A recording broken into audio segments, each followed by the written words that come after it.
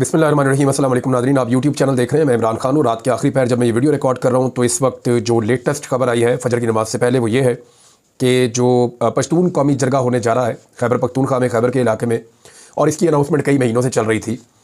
इसके ऊपर पुलिस ने दोबारा से क्रैकडाउन शुरू किया है और गुज़िश्ता रात से यहाँ पर ये तवक्को की जा रही थी कि खैबर पख्तूनख्वा पुलिस यहाँ पर क्रैकडाउन करेगी और इस एरिया को बंद कर दिया जाएगा ताकि पश्तून कौमी जरगा ना हो सके। ये जरगा एक्चुअली 11 तारीख को बुलाया गया था, 11 अक्टूबर को इसको शुरू होना था और इसको 3 दिन तक चलना था।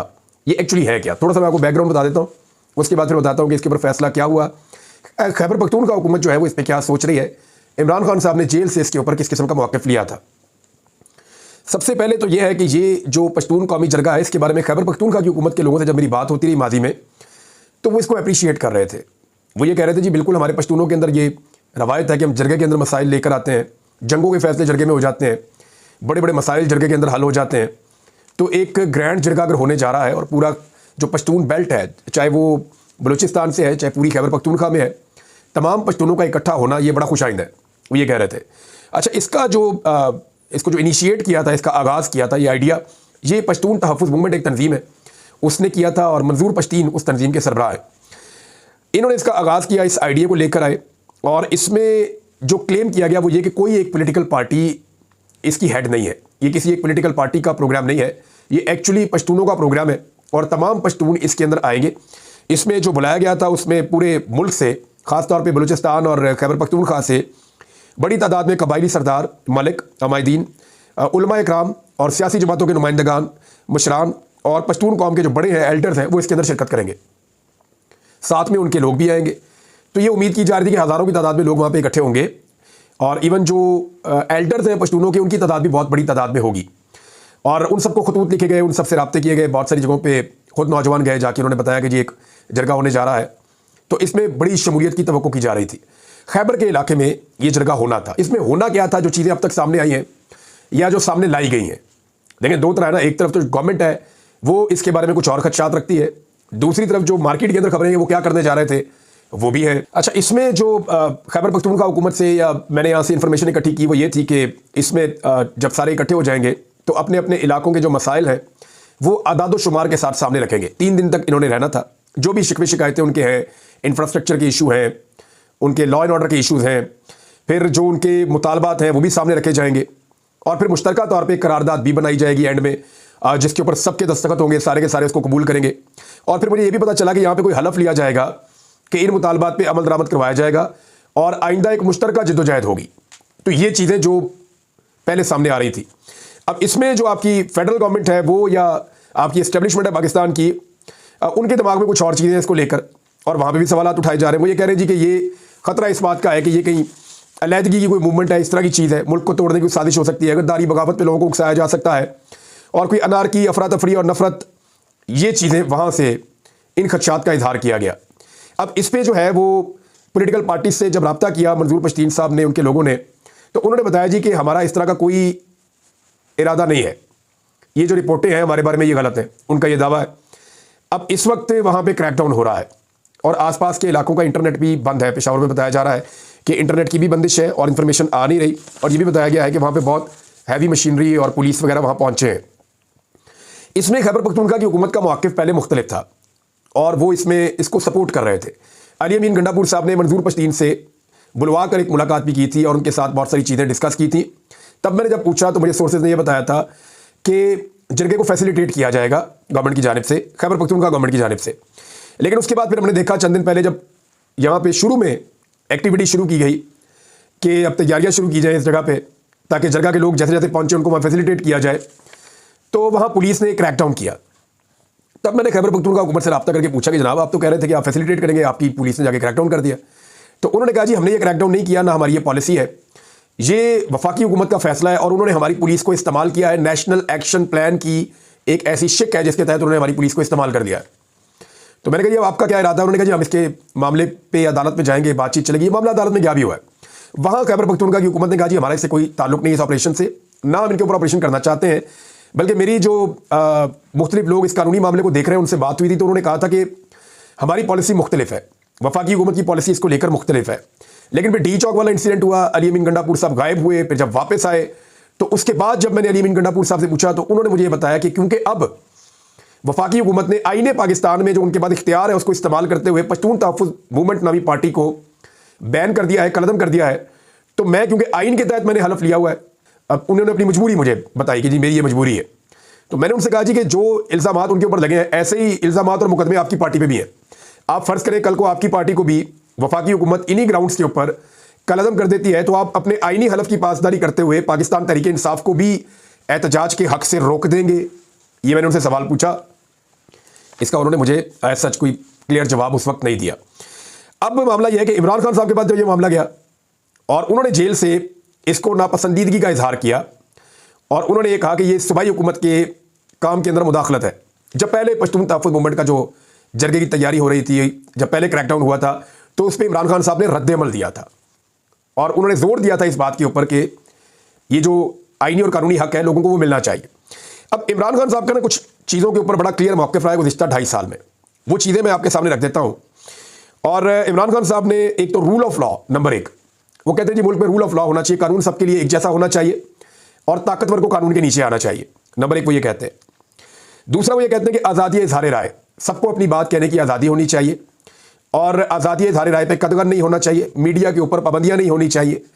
हाँ ये है कि कुछ सर्टन लिमिट्स होती हैं, आप कानून के जरिए कर सकते हैं लेकिन आप मीडिया का गला ना दबाएं, जो लोग बात करना चाहते हैं उनको बात करने दी जाए। नाज़रीन, जब आज़ादी इज़हार राय पे मैंने आपको बताया तो वहाँ पे सूरत हाल ये है कि हमारे एक सहाफ़ी हैं एहसान नसीम साहब, उन्हें जनाब कवरेज करने के ऊपर वहाँ की जो इंतज़ामिया है खैबर पख्तूनख्वा की, उन्होंने उनको गिरफ्तार कर दिया है और उनको अंदर डाल दिया है लॉकअप में और उनकी वाज़ेह तस्वीर भी आई है। अब एहसान नसीम साहब को सिर्फ सज़ा मिली कि उनकी कवरेज पसंद नहीं आई, तो खैबर पख्तूनख्वा की गवर्नमेंट को ये देखना पड़ेगा कि वो नारा लगाते हैं कि जनाब इस्लामाबाद में और बाकी जगहों पे तो आज़ादी होनी चाहिए सहाफ़ियों को, लेकिन क्या खैबर पख्तूनख्वा में सहाफ़ियों को अंदर बंद कर दें तो ये जायज़ है? उन्हें इसके ऊपर गौर करना चाहिए। नंबर 3, इमरान खान साहब कहते हैं जी हकीकी जमहूरियत इस मुल्क में होनी चाहिए। यानी जमहूरियत को आप बोलें तो वो ऐसे है कि हकीकी जमहूरियत की आप बात करते हैं तो फिर आपको एहतजाज की भी इजाज़त है पुरअमन तरीके से, आपको जलसे और जुलूस करने की भी इजाज़त है पुरअमन तरीके से। ऐसे ये जरगा वर्गा जो चल रहा है ये भी एक पॉलिटिकल राइट है, डेमोक्रेटिक राइट है, तो ये चीज़ें भी आपको इजाज़त है। तो और चौथी चीज़ इमरान खान साहब कहते हैं जी इम्तियाजी सलूक का खात्मा होना चाहिए। ये नहीं कि एक पॉलिटिकल पार्टी फेवरेट है जो मर्जी करे, दूसरी फेवरेट नहीं है तो उसको उड़ा दें या उसको तंग करें, परेशान करें। ये 4 चीज़ें इमरान खान साहब ने शद और मद के साथ उठाई हैं हमेशा। अब सवाल ये पैदा हो रहा है कि क्या खैबर पख्तूनख्वा हुकूमत जो है वो पश्तून कौमी जरगे को ताकत से रोकती है? तो जो सवाल पैदा होता है वो ये है कि क्या इमरान खान साहब की तहरीक का जो बुनियादी ढांचा है क्या उससे खैबर पख्तूनख्वा हुकूमत अपने आप को अलग कर रही है? ये सवाल लोग सोशल मीडिया में भी उठा रहे हैं। अब टेक्निकली अली अमीन गंडापुर साहब के लिए बड़ी मुश्किलात हैं। एक तरफ इमरान खान साहब का मौक़िफ़ है और उनकी तहरीक है और उनको मार पड़ती है पंजाब में और इस्लामाबाद में, सिंध में, बलूचिस्तान में, हर जगह उनको मार पड़ती है। एक सूबे में उनकी हुकूमत है और इस सूबे के अंदर उनका एक क्लेम है कि यहाँ पे रियल डेमोक्रेसी है, आज़ादी इज़हार राय है और यहाँ पे हमने वो सारी चीज़ें की हैं जो इमरान खान साहब पूरे पाकिस्तान में डिमांड कर रहे हैं। अब इस जगह के ऊपर उनकी पुलिस या उनकी हुकूमत अगर एक पॉलिसी अपनी चेंज करती है, यानी क्रैकडाउन में ये है कि बहुत सारे लोग गिरफ्तार हुए खैबर पख्तूनख्वा से और उनका ताल्लुक जो है वो पश्तून तहफ़्फ़ुज़ मूवमेंट से है या उन लोगों से है जो पश्तून कौमी जरगा उसको करना चाह रहे हैं, तो उन लोगों से उनका ताल्लुक है। अब देखना यह है कि अदालत ऑर्डर क्या देती है और खैबर पख्तूनख्वा की हुकूमत की जो पॉलिसी है वो क्या रहती है। जो तहफ़्फ़ुज़ात हैं वो असद कैसर साहब ने भी कहा, पहले JUI का भी स्टेटमेंट आया, कुछ और जमातों ने भी कहा कि हमें पता चले, हमारे को तहफ़्फ़ुज़ात है कि आइन और कानून के अंदर रह के ये जरगा करेंगे, कैसे करेंगे, हमें थोड़ा स्ट्रक्चर बताया जाए। तो इस पर एक लेटर लिखा है, जो लेटर लिखा गया मंजूर पश्तीन की जानिब से और ये खत पहुंचा है बैरिस्टर गौहर साहब को। इसमें उन्होंने कहा मोहतरम चेयरमैन पाकिस्तान तहरीक इंसाफ बैरिस्टर गौहर साहब और पाकिस्तान तहरीक इंसाफ के दीगर कायदीन को मेरे खलूस भरे सलाम और नहायत अदब और एहतराम के साथ मेरा ये पैगाम पहुंचा दें। जनाब अली जरगा करीब आ रहा है, अगरचे कुछ वक्ती मुश्किलात का सामना होता है मगर फिर भी अब तक हम जितने अवामी नुमाइंदे सियासी जमातों और कबायली और इलाकाई अमायदीन और मुशरान से रब्ते में हैं वो सब हर सूरत जरगे में आने के लिए तैयार हैं। हम आज भी उसी वादे पर कायम हैं कि इंशाअल्लाह आइन और कानून के दायरे में रहकर अपने अमन और हुकूक के लिए मुश्तरका जद्दोजहद करने के लिए मुश्तरका तौर पर एक इंतहाई संजीदा जरगा करेंगे जिसमें अमन और वसाइल के मजमून पर बातचीत की जाएगी। अपने वतन के मशर, रहनुमा और अजीम तंजीम के लीडरशिप के तौर पर आपसे दरख्वास्त करते हैं कि आप पख्तूनख्वा के इस मुश्तरका जरगे में अपनी शिरकत यकीनी बनाएं, यकीन दहानी करवाएं, जबकि मजलूमों के लिए बाइस मुसर्रत और एक बड़ी उम्मीद साबित होगी आपकी शिरकत। हालात की नज़ाकत की वजह से और जरगे की कामयाबी की खातिर मैं ज़्यादा हरकत नहीं कर सकता, इसलिए मेरे लिए मुमकिन नहीं था, वरना मैं ज़रूर इन दिनों में एक बार फिर आप लोगों के पास आकर आप सबके साथ मिलने का शर्फ हासिल करता। मैं इसलिए नहीं आ सका। उन्होंने कहा जी कि मैं अब यदि पकड़े जाएंगे, गिरफ्तार हो जाएंगे, यही खतरा है। उन्होंने कहा जी अल्लाह हम सबका हामी और नासिर हो, उन्होंने यकीन दिलाया। अब जेजीओआई ने ये बता दिया है सोर्सेज के मुताबिक कि वो जरगे में जा रहे हैं। एएनपी ने भी अनाउंस कर दिया है कि वो भी जरगे में जा रहे हैं। खैबर पख्तूनख्वा की और बलूचिस्तान की जो बड़ी जमातें हैं वो जरगे में जा रही हैं। तो अब मामला सारा फिर मैं आपको बता रहा हूँ कि खैबर पख्तूनख्वा हुकूमत के कंधों पे आएगा। देखते हैं वो इसमें क्या करते हैं। माजी में पीएमएलएन हो या पीपल्स पार्टी हो, वो भी पश्तून तहफ़्फ़ुज़ मूवमेंट के साथ मुलाकातें भी करते रहे हैं। और अगर आज वो अपोजिशन में होते तो मैं आपको शर्तिया करता हूँ कि डेफिनेटली वो इसका हिस्सा बनते और इसमें ज़रूर जाते। ये मैं उनको जानता हूँ, ये ज़रूर करते।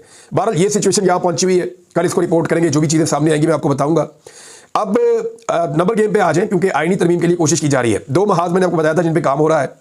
एक तो ये है कि नंबर पूरे किए जाए और उसके लिए जोर लग रहा है, और दूसरा महाज ये है कि आने वाले जो चीफ जस्टिस हैं उनके साथ भी कुछ मामला इंगेजमेंट और ये चीज़ें, ये खबरें मुझे मुख्तलिफ जो सोर्सेज हैं, कोर्ट रिपोर्टर्स या जो बड़े सीनियर जर्नलिस्ट हैं और जो सीनियर जो लॉयर्स हैं, वो ये बता रहे हैं कि कुछ ना कुछ खिचड़ी पक रही है। लेकिन फिलहाल जो है वो चीज़ें दोनों तरफ जमूत का शिकार है। नंबर गेम देख लें इस वक्त क्या है।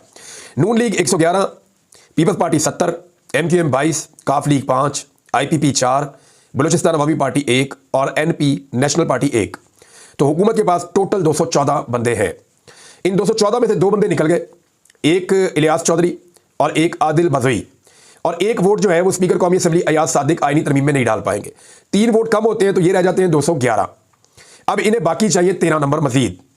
13 नंबर कैसे पूरे होंगे मुझे नहीं लगता। पाकिस्तान तहरीक इंसाफ के मैक्सिमम 5 बंदे जो हैं या 6 बंदे जो हैं, बहुत दबाव डाल के जोर लगा के 5 या 6 बंदे तोड़े जा सकते हैं। फजलुर रहमान साहब के बंदे तोड़ना बहुत जरूरी है, या फजलुर रहमान साहब को खुद तोड़ना बहुत जरूरी है।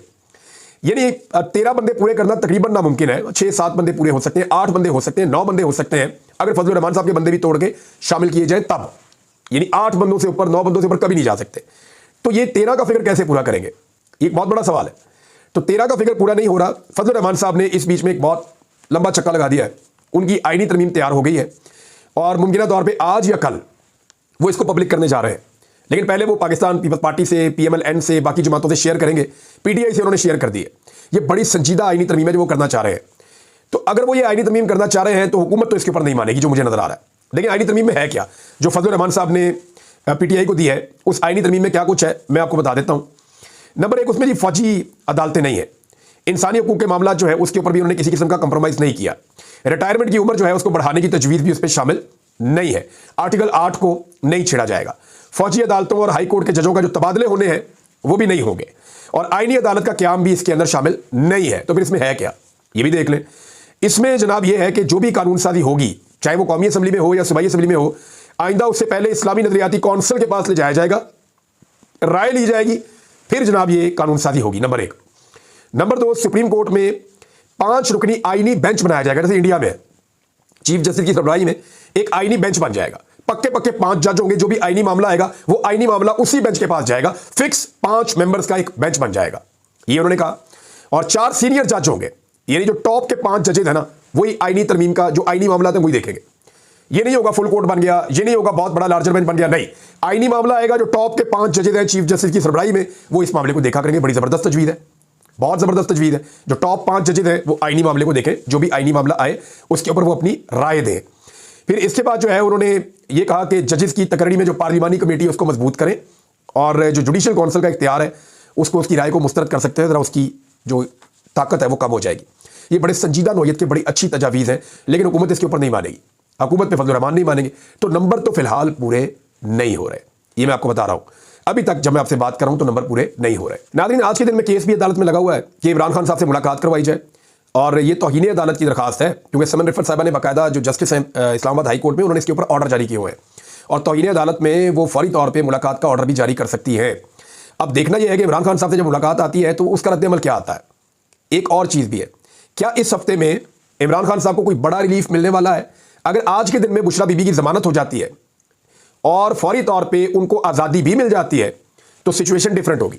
लेकिन अगर उन्हें जमानत मिलती है और उनको आज़ादी नहीं मिलती तो फिर गंडापुर साहब के ऊपर बहुत बड़ा प्रेशर आएगा, और इमरान खान साहब का जो मौक़िफ़ है वो क्या होता है आने वाले दिनों में, ये एक ऐसा सवाल है जिसका जवाब सारे ढूंढ रहे हैं, और वो जवाब तभी मिलेगा जब इमरान खान साहब की मुलाकात खुलेगी। इंतज़ार पंजूथा साहब ने बाकायदा रिट की हुई है तौहीन अदालत की। देखते हैं इसका जवाब क्या आता है। अब तक के लिए इतना ही नाज़रीन, ये इन्फॉर्मेशन मैंने आपसे जो शेयर की है ये इंपॉर्टेंट चीज़ें थी, खबरें तो और बहुत सारी हैं, लेकिन नेक्स्ट वीलॉग में आपको देते हैं। अब तक के लिए इतना ही, अपना ख्याल रखिएगा, अपने चैनल का भी। अल्लाह हाफ़िज़।